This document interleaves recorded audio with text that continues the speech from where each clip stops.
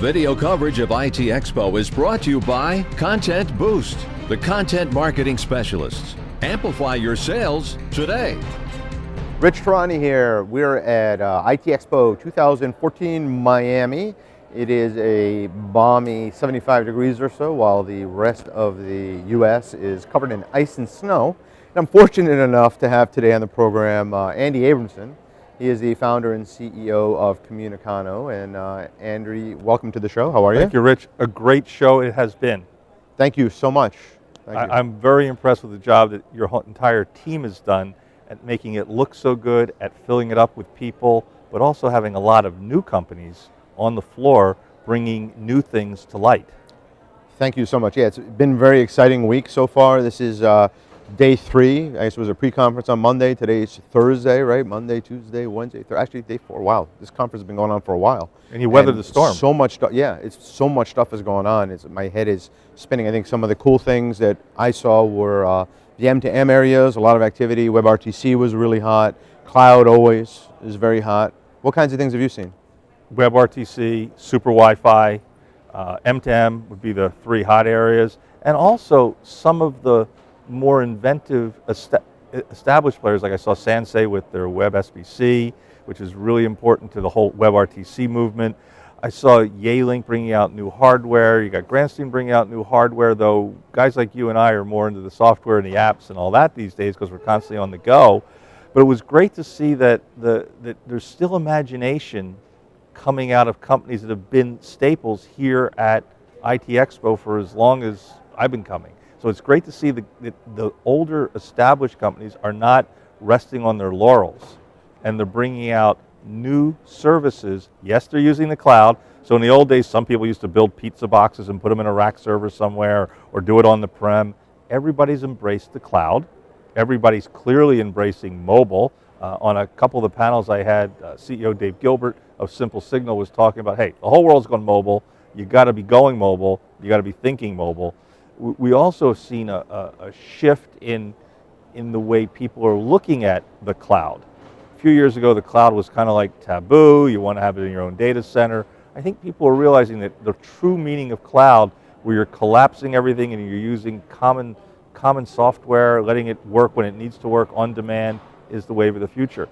Also that we're seeing, as you go through here, that there's a rethinking of the channel. You know, I was in one of the panels, and I think the channel is starting to become more and more a challenge for the company that has to sell as well as the buyer, and you're starting to see more and more direct buying and direct selling. Is that because they just haven't evolved to this new model of cloud and hybrid and just all the new things that are happening in the market? I think people are used to things happening faster, and the channel tends to slow it down. Right. You're handing the lead off to somebody, that somebody's taking the lead, they're working the lead. Yes, they still play a role, but time is collapsing. So what used to be 90 days is now 45. What was 45 is going to be 20. What was 20 is going to be tomorrow.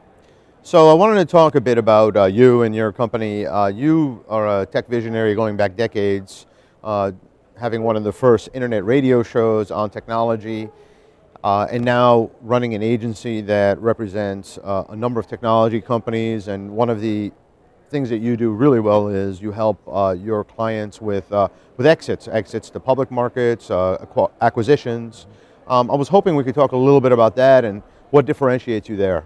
Well, I think the support that we give in helping the companies get to that point, either at the beginning, the middle, or the end, or all the way through, is part of our DNA. I never thought of it, but my very first job was with a startup when I was 14 years old. It was a startup professional lacrosse team. There had never been professional lacrosse in Philadelphia, and I was like employee number 10.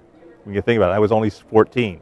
The second job I ever had with the Philadelphia Flyers was a startup operation called Hockey Central. I was 16. I took that and ran it for the next 11 years after being there for 2 years. So for 13 years I was there. It was a startup, and every year I was starting up something new.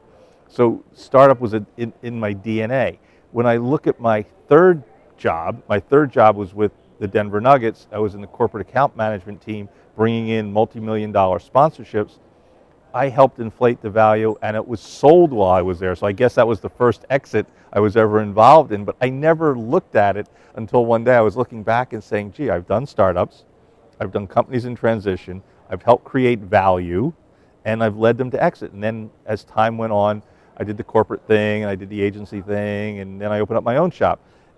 We like, in the agency that I've built, we love working with the early stage guys who know what they want to do with their product, but they don't know how to communicate about it. They don't know how to tell their story. They don't have a story to tell. Engineers are the worst at telling a story because they want to make sure it's perfect before they say it. Right. So we try and get them over that hump of being, unsure, and just get it out there that it's, concise, consistent, credible, compelling, and contagious.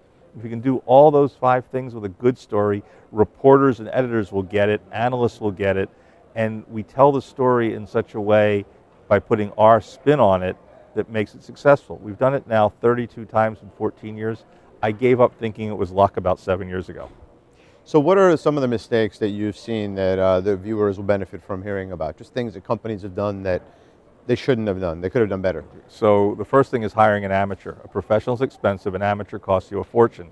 You hire the wrong people and you end up with amateur results. So pick your people properly. Number 2, let the pros tell you what to do. Don't tell them how to do it. So think of outside suppliers who are experts, like the old days, the secretary. If you told the secretary how to do it, nothing would get done. But if you told the secretary what you needed done, they would run off and get it done for you, and you were happy with what came back. So think of, that's the second thing. The third thing is know your market and work with your market the right way. Understand distribution, understand the competition.